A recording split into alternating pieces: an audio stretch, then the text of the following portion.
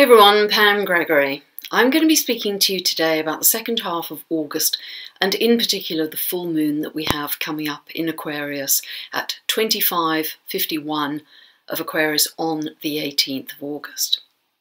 Now this is going to happen at 2:26 AM Pacific and 10:26 AM UK time. So see where 25 degrees of Aquarius falls in your chart. Which area of life does it shine a light on for you? Now full moons often reveal something, they shine a light on an area of life and reveal something that you didn't know before, you weren't aware of, and that can help you to change direction slightly. It's very common to change direction after a full moon. Or it may be that something is coming to fruition, to completion, to culmination in that area of life. So it's interesting to watch how these lunations, these new moons and full moons unfold month by month in your chart. Now, there is still quite a strong Uranus feel to this second half because Uranus is the planet that rules Aquarius. Uranus is still strong because it's conjunct Eris in Aries.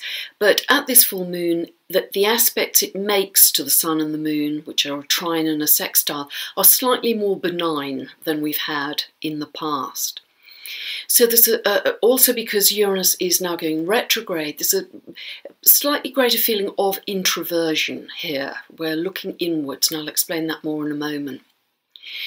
Saturn is also in aspect to Uranus, and whenever you get that, I mean, Uranus will always challenge the status quo, which is Saturn.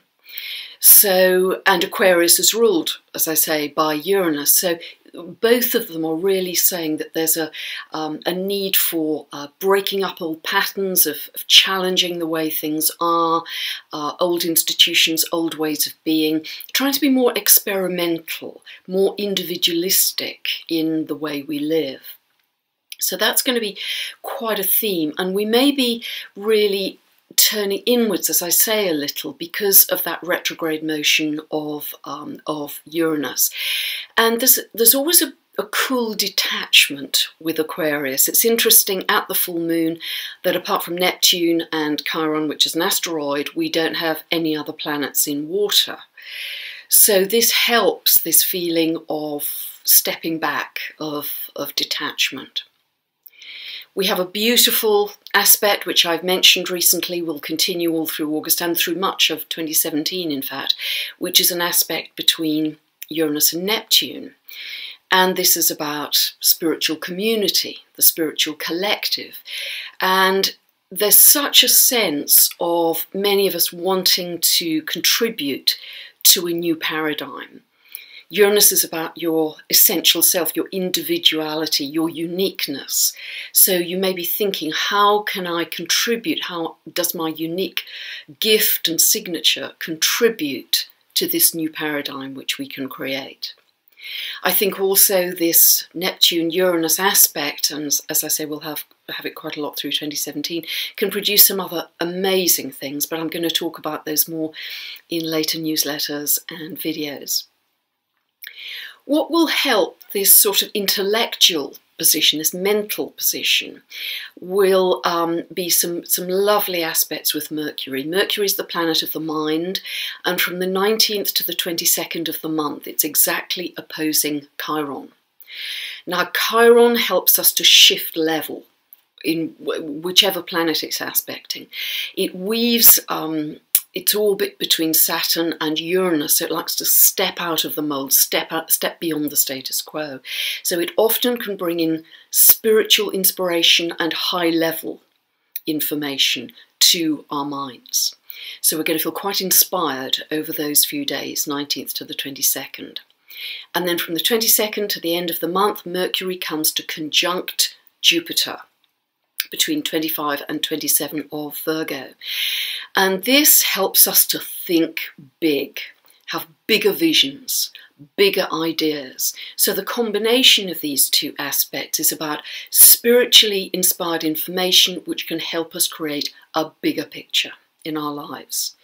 So particularly if you have anything between 25 and 27 degrees of Virgo, or indeed any of the mutable signs, Gemini, Virgo, Sagittarius or Pisces, you may well feel this mental inspiration to think of something bigger with your life. In addition, we have Venus coming together in conjunction with Jupiter. That's happening on the 27th of the month at 27 degrees of Virgo. 27th, 28th of the month. So for those 2 days, this can bring in a feeling of success and abundance and fulfillment and recognition. So again, you know, it's the same area of your chart. Is this going to be your career area where you get some abundance and recognition and success? Is it going to be to do with your creativity, 5th house? It will make a difference to the expression depending on where it's falling in your chart. But we do have a sort of sub-theme in this second half of volatility as well. The moon on the 21st of the month is in Aries, and it comes to exactly conjunct Uranus and Eris. So this is it's the sign of the warrior. It's a pretty volatile, eruptive energy that may involve the people. That's the moon in mundane astrology. Then on the 23rd of the month, just 2 days later, we have Mars in an awkward aspect to Uranus and Eris in Aries. Now, we've had this sort of aspect recently, and we have seen some quite sudden eruptive events happening in the world. But remember, it can also act very positively in terms of personal breakthroughs as well, seeing things in quite a different way. Uranus is linked to the superconscious and getting kind of flashes of insight as to how we can do things differently. Mars also on the 24th of the month comes together with Saturn. It conjuncts Saturn at 9 degrees of Sagittarius. Now, Sagittarius, in one aspect, is very much connected to sport and athletics. It rules the thighs. So because the Olympics are going on at that time, we may see some records broken at the Olympics, because a Mars-Saturn combination has a lot of courage, and it wants to push you to the limit. It's very interesting. I see this in the charts of people who go into the military, because very often they have this urge to push themselves to the limit. So this is a very productive aspect if you want to exercise that day. You may not be involved in the Olympics, but if you want to get out and exercise, or if you have a project which requires focused energy. Mars-Saturn is terrific at focused energy, and you can be extremely productive round about the 24th of the month. If you're not using it either for exercise or focused energy, it can get quite restless and frustrated, because the two planetary principles are then not integrated. So all your energy, Mars, can butt up against the obstacle, the block, which is Saturn, and kind of spin wheels. So really advise you to think of something you can do to be very productive over the day either side of the 24th.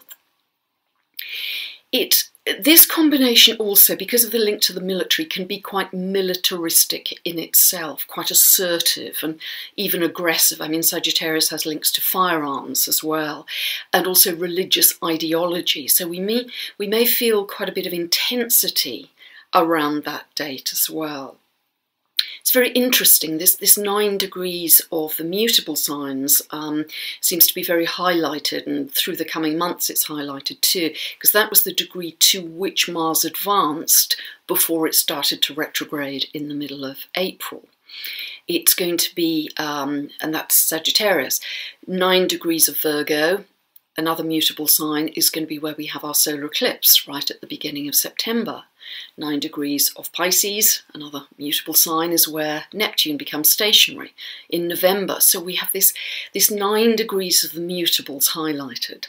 So if you have any planet or angle between 8 to 10 degrees of Gemini, Virgo, Sagittarius or Pisces, the mutable signs, you may be experiencing quite a lot of change as you go through the next few months. The other thing to be aware of is that Mars is very much accelerating through the rest of the year. Through July, it was, well, firstly it was retrograde, it went direct at the end of June, and through July it was moving very slowly, and I think many of us felt it was quite hard to get projects moving. Things seemed to be just kind of wading in treacle, but now it's accelerating. In fact, by the end of 2016, it will have gone through more than 3 signs: Sagittarius, Capricorn, Aquarius, and into Pisces. So at the moment, if you have anything from 9 degrees onwards in Sagittarius, you might find there's quite a lot happening in your life. There's a lot of action taking place. The other thing that is happening in this second half, particularly the last week of the month, is that Mars is not only coming to conjunct Saturn, it's also exactly square to Neptune. So it's energizing that Saturn-Neptune square that I've talked a lot about. Now, a square between Mars and Neptune can be about inspired spiritual action. So this can be taking some action of charity or compassion or unconditional love in your life, or it can be doing something like Tai Chi or yoga, which is spiritual action. You are moving with a consciousness of the spiritual. At a lower level of expression, this is about deceitful action. And if you get involved in deceitful action, it's usually something that's discovered quite quickly. So this reinforces the theme I've been talking about for many months between Saturn and Neptune. Saturn and Neptune, this square is going to be more and more highlighted as we move into September. So I've talked a lot about, is it true, is it not? Who can we trust? Who can we not? Is it real? Is it not? And I'm thinking particularly here of our leaders and the American election.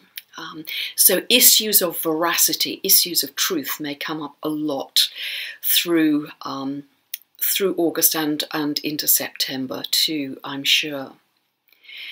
But the higher expression of this is really this yearning mysticism to connect to something greater than ourselves. Neptune, for me, is very connected to fifth dimensional reality, where we live in this spiritual, magical, ethereal zone where it is much easier to create from.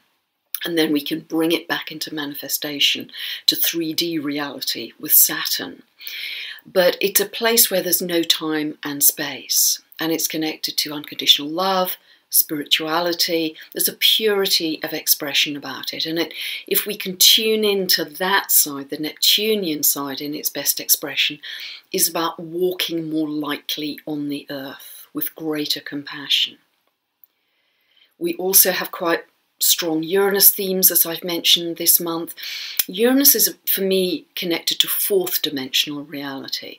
So there's a feeling of almost this slight intellectual detachment, as I say, this stepping back from the density that I think many of us have felt recently, to really contemplate how we can do things differently, both collectively and individually. Aquarius, the full moon in Aquarius, is very linked to the collective, to global issues and global consciousness. So that's going to be very much where our focus is, I think, through this second half of August. And what emphasises that really is that Mercury, right at the end of the month on the 29th at 29 degrees of Virgo, goes retrograde. So it backs up to 14 of Virgo by late September. So if you have anything from the middle to the end of Virgo, or just see where that falls in your chart, even if you have no planets there, that is the area of life where you're going to be doing some rethinking, going back over something before you can move forward with new ideas and plans again. So a lot happening in this second half of August, different levels of energy happening in this second half. So if you'd like more information about my book, my audiobook, my free monthly newsletter of several thousand words, my video tutorials, just check out my website pamgregory.com or thenextstep.uk.com and really enjoy this amazing full moon at 25:51 of Aquarius. And thanks so much for listening.